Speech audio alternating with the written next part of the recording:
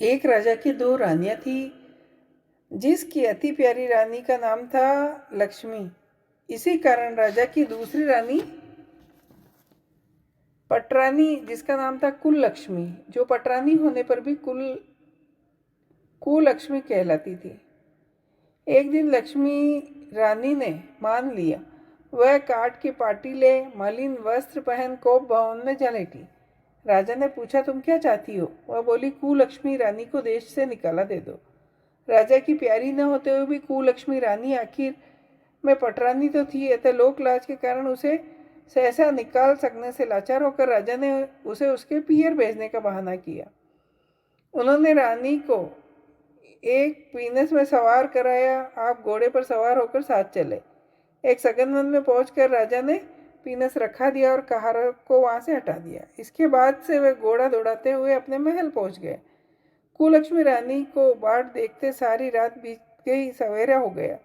रानी को प्यास लगी, इसलिए वह डोली के बाहर निकली। उसने देखा कि डोली एक पीपल के वृक्ष के नीचे रखी है। दूर दूर तक कहीं आबादी का नामो निशान नहीं। रानी ने आसपास पानी खोजा, परंतु कहीं कोई जलाशय नहीं दिखाई दिया। रानी ने एक सारस की जोड़ी को देखा, उसी के पीछे पीछे हो गई। चलते चलते वह कुछ देर बाद एक नदी के तट पर पहुंच गई। रानी ने उसी नदी से पानी पिया। जिस घाट पर स्नान किया, उसी घाट पर कुछ स्त्रियां स्नान कर रही थी। स्नान करके उन्होंने दशा रानी के गंडे लिए।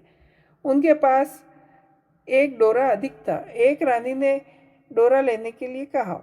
रानी डोरा लेकर वहां से चली और अपने डोले में आकर बैठ गई। थोड़ी देर में दशा रानी एक बुढ़िया का वेश करके वहां आई और बोली, बेटी, यहाँ बैठी क्या कर रही है? रानी ने पूछा, पहले तुम बताओ कि तुम कौन हो?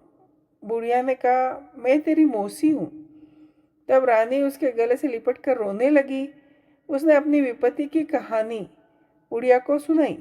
अंत में कहा कि अब मुझे केवल तुम्हारा ही आश्रय और भरोसा है। दशा रानी की कृपा से उसी जगह माया का शहर बस गया।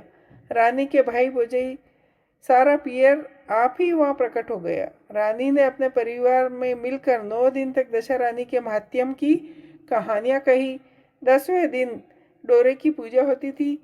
उसी दिन सवेरे दशा रानी ने कहा, आज नदी में स्नान करने जाओगी, वहां तुमको जो स्वर्ण कलश मिले उसे ले लेना, और जो डोली तुमको लेने के लिए आए उसमें निसंकोच सवार हो जाना।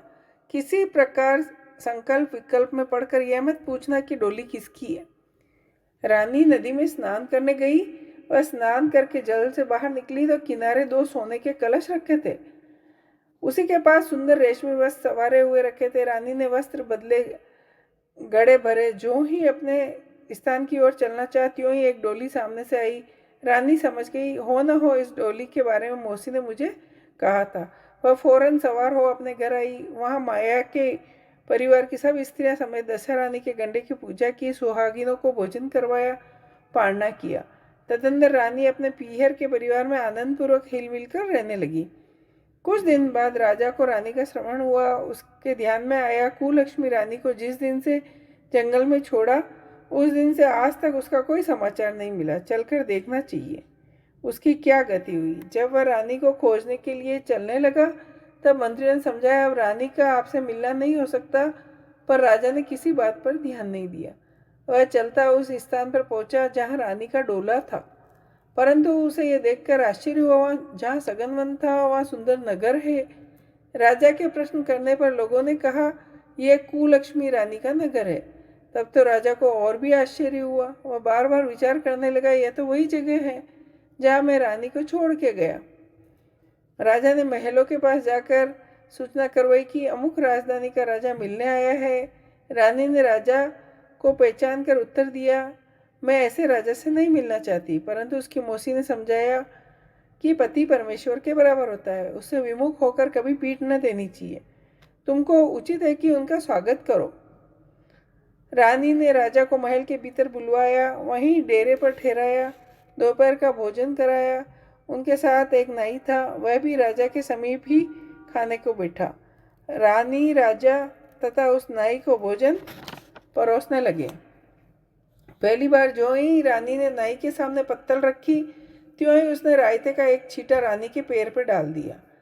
रानी को इस क्रिया को नहीं जाना। दूसरी बार रानी परोसने आई तो दूसरी पोशाक पहन के आई। राजा मन में सोचने लगा, यहाँ तो एक क्या कई रानियां हैं, सभी एक जैसी है। इनमें यदि मेरी रानी हो तो मैं उसे पहचान नहीं सकता। डेरे पर आकर राजा ने नाई को कहा, यहाँ तो कई रानियां हैं, ये कैसे मालूम हो अपनी रानी कौन है?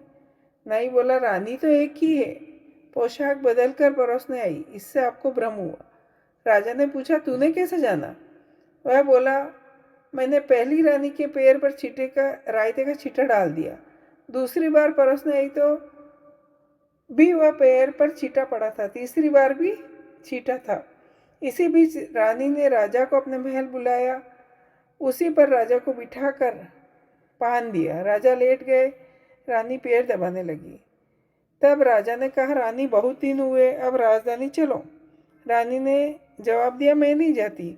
उस दिन को याद करो, मैंने ऐसा क्या अपराध किया जिसके कारण आपने मुझे वनवास दिया? आपने जिसकी बात मानकर मेरा अनादर किया, अब उसी के लिए हुए बैठे रहो। आप मेरा सर्वनाश कर चुके थे। यह तो सब मेरी मौसी की बदौलत है कि मैं जीती बच गई। इस पर राजा ने रानी को बहुत समझाया, अपने किए पर पछताया। तब रानी बोली, मैं एक शर्त पर चल सकती हूँ। आप मेरी मौसी से वरदान मांगिए, ये शहर और बाग बगीचे आपकी राजधानी के समीप पहुँच जाए, जिससे यह मेरा जी चाहे आपके महल में रहूं, जब जी चाहे मैं मौसी के दिए महल में चली जाऊं। मेरी मौसी बहुत दयावान और भोली भाली है, संभव है वह आपकी बात को न टाले। राजा ने रानी की मौसी दशा रानी के पास जाकर जो ही निवेदन किया, उसी समय दोनों शहर पास हो गए, मानो एक दूसरे का ही भाग हो। राजा ने दशा रानी की कृपा का प्रभाव जान शहर में ढिंडोरा पिटा दिया कि सभी लोग दशा रानी की पूजा किया करें। भगवती दशा रानी ने कुलक्ष्मी रानी पर जैसी कृपा की, वैसी वह आपत्ति में पड़ी हुई स्त्री पर दया करके उसे ठिकाने लगा। विजय हो।